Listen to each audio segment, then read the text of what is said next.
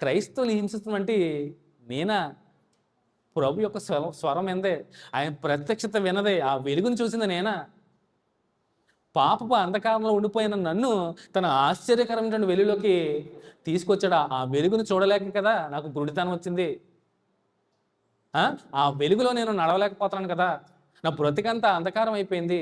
నేను చీకట్లో, పాపం అనే చీకట్లో ఉన్న నన్ను తన వెలుగులోనికి నడిపించి నా మనోనేత్రాలు వెలిగించిన నా ప్రభు విశ్వాసులన, ప్రభు శిష్యులన నేను బాధపరిచింది, నేను హింసించింది, నేను నరహత్య చేసింది, నేను సంహరించిందని తన మనోవ్యధతో ఫుడ్ కూడా సహించట్లేదంట. అన్నం కూడా తినబుద్ధి కావట్లే, 3 రోజుల నుంచి తినట్లే. అప్పుడు వెంటనే అన్నయ్య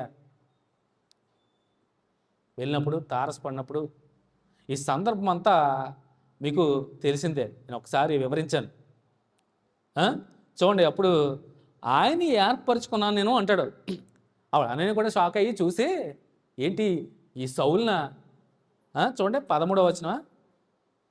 అందుకు అన్నయ్య, ప్రభు ఈ మనుషుడు యెరూషలేములో నీ పరిశుద్ధులకు ఎంతో కీడు చేస్తున్నాడని అతని గూర్చి అనేకులు వలవింటిమి.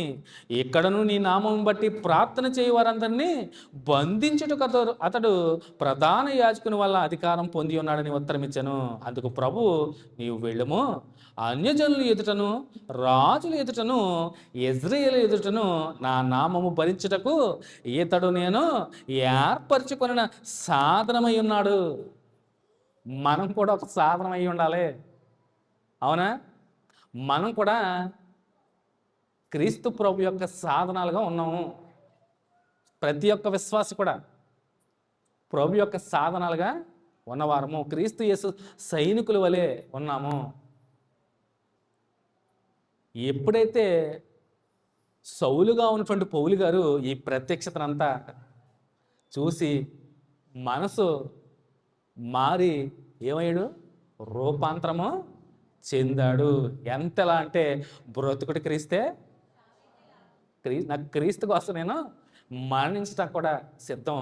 తాను రూపాంతరం చెందడమే కాదండి, మనసు మార్చుకోవడమే కాదండి, ఎక్కడ వీలుంటే అక్కడ ప్రకటించాడు దాన్ని.